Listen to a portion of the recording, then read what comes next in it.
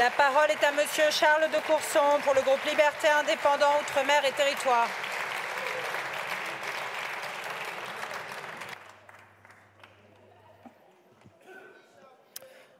Madame la Présidente, Messieurs les ministres, Madame la Présidente de la Commission, Madame la rapporteure générale, mes chers collègues. Engager une réforme des retraites dans un système par répartition comme le nôtre, c'est interroger le pacte social sur lequel celui-ci repose. Bien davantage qu'une réforme purement financière et paramétrique, dont le seul objectif est d'équilibrer les comptes, une réforme des retraites, c'est un projet de société qui implique tout d'abord d'avoir la confiance des personnes à qui vous demandez un effort important à travers l'augmentation de leur durée de vie au travail. Messieurs les ministres, la confiance, vous ne l'avez pas.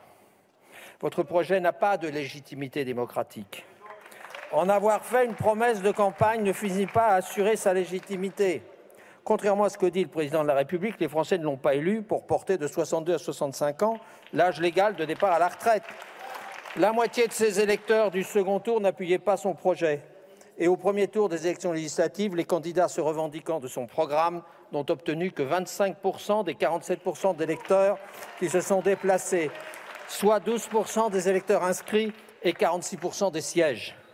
Avec ce projet, vous ne réussissez qu'une chose, mettre tout le monde d'accord contre vous, les syndicats unanimes, les Français, les oppositions à l'Assemblée nationale, y compris sur certains bancs de l'ex-majorité présidentielle.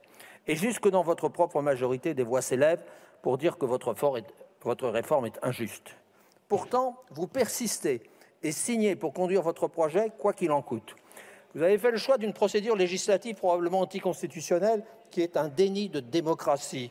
Votre projet de loi rectificative de financement de la sécurité sociale pour 2023 n'en est pas un, car il ne concerne que marginalement 2023. L'impact ne s'élève qu'à 400 millions sur plus de 360 milliards de dépenses. Et vous l'avez déposé à peine un mois après la publication de la loi de financement, j'allais dire initiale, de la sécurité sociale pour 2023. Au contraire, la procédure d'urgence que vous imposez contraste avec les mesures de très long terme que le texte contient. Au fond, en choisissant de procéder ainsi, le gouvernement utilise tous les outils à sa disposition pour passer sa réforme sans vrai débat, voire à se passer d'un vote à l'Assemblée nationale en première lecture. Je crois surtout que le choix de ce véhicule législatif et de ce calendrier accéléré est un aveu de faiblesse, celui d'un gouvernement seul contre tous et qui d'ores et déjà a perdu la bataille de l'opinion. Vous nous présentez votre réforme comme juste socialement et responsable économiquement. Mais où est la justice pour les personnes ayant commencé à travailler tôt et qui exercent des métiers pénibles?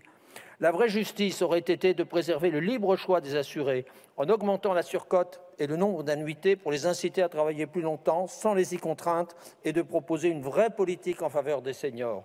Où est la justice pour les salariés de plus de 55 ans qui se trouvent exclus du marché du travail, remerciés par des grandes entreprises qui n'en veulent plus? Et votre index senior ne fera que constater des situations de fait sans changer les pratiques, alors que le cœur d'une réforme des retraites, c'est de mettre en place une politique en faveur de l'emploi des seniors. Où est la justice lorsque vous supprimez de manière arbitraire 5 régimes spéciaux sur 17 et vous en maintenez donc 12? Dans le précédent mandat, vous avez échoué à faire une réforme systémique. Aujourd'hui, vous faites l'inverse, une réforme essentiellement paramétrique et très subsidiairement systémique, sans cohérence ni équité. Pourquoi, par exemple, écartez-vous les régimes spéciaux des parlementaires en ne déposant pas, comme en 2019, un projet de loi organique, alors que vous mettez en extinction celui des membres du Conseil économique, social et environnemental? Si le régime des députés a été réformé à 2 reprises et est devenu proche de celui de la fonction publique, le Sénat en est encore très éloigné. Nous devons nous aussi montrer l'exemple. Nous ne pouvons pas demander des efforts aux concitoyens sans nous les appliquer à nous-mêmes. Personnellement, j'ai toujours défendu depuis un tiers de siècle la mise en extinction des régimes spéciaux, mais cela doit se faire de manière juste. À ce titre, la prise en compte de la pénibilité doit considérablement évoluer. Or, sur ce sujet, vous vous arrêtez à mi-chemin au lieu de vous reposer davantage sur les partenaires sociaux dans les négociations de branche et de permettre des départs anticipés. Enfin, où est la justice pour les femmes, alors que leurs pensions de droit direct sont de 40% inférieures à celles des hommes et qu'elles sont plus nombreuses à devoir atteindre 67 ans pour partir à la retraite sans décote? La question des droits familiaux et conjugaux n'est pas abordée. Or, ces derniers sont très différents et source d'inégalités selon les régimes. Il faut les remettre à plat, les uniformiser et les améliorer. Nous proposons de remonter le plafond de cumul pour les pensions de réversion et d'actualiser les dispositifs de majoration de trimestres et de pensions pour tenir compte de la baisse du nombre d'enfants par femme et des incroyables injustices selon les régimes. Voyez-vous, messieurs les ministres, les chantiers ne manquent pas pour améliorer la justice de notre système de retraite, mais sur les 17 milliards d'euros d'économies de votre réforme, seuls 4 iront financer des dispositifs vraiment de solidarité. Notre groupe défend résolument une réforme de justice sociale et de liberté de choix, une réforme réfléchie et partagée, soit l'inverse de votre projet. Merci. Supprimez la mesure d'âge qui cristallise toutes les tensions et les injustices. Ne vous précipitez pas, il n'y a pas d'urgence, sauf une, celle d'écouter la majorité des Français qui vous dit non à une telle réforme. Je vous remercie. Je crois qu'il y a un nouveau rappel au règlement de Monsieur de Courson.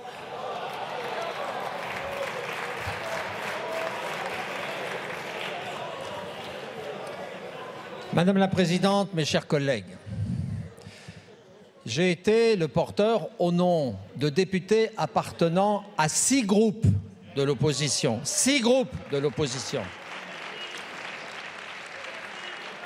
D'une motion référendaire.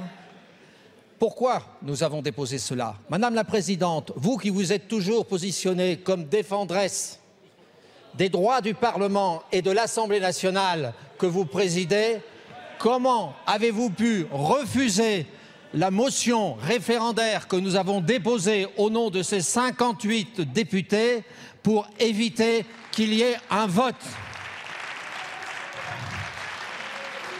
En faisant cela, Madame la Présidente, vous participez au déni de démocratie qui est la procédure qui a été utilisée par ce gouvernement pour éviter le vote de l'Assemblée nationale.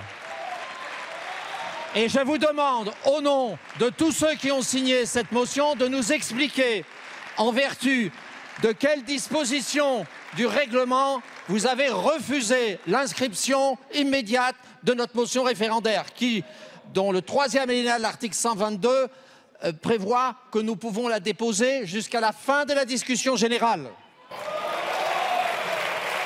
Merci beaucoup. Cet article liminaire est à la limite du surréalisme. Pourquoi? Vous l'avez tous lu. On compare un projet de loi de programmation des finances publiques aux dernières estimations. Mais, Monsieur le ministre, je crois vaguement me rappeler que le projet de loi de programmation des finances publiques a été rejeté par l'Assemblée nationale. Donc, vous comparez une situation estimée à une situation qui n'existe pas. Donc, vous demandez à l'Assemblée nationale de se dédire. Et donc, j'ai déposé, on en discutera tout à l'heure, un amendement pour supprimer la colonne « projet de loi de programmation » qui n'existe pas. Il a disparu. Et il y a eu un vote négatif de l'Assemblée nationale. Et vous n'avez pas persisté en le transmettant au Sénat. Première observation. Deuxième observation, l'importance de cet article liminaire, c'est de modifier les estimations de 400 millions, qui est l'impact de la réforme en 2023, de la réforme, etc. C'est-à-dire rien du tout. En fait, cet article liminaire, il s'inscrit dans un choix qui est un déni de démocratie d'avoir utilisé une loi de finances rectificative de financement de la sécurité sociale qui n'est absolument pas faite pour cela. Et donc, mes chers collègues, je compte sur vous tous pour ne pas voter une insulte au vote de l'Assemblée nationale.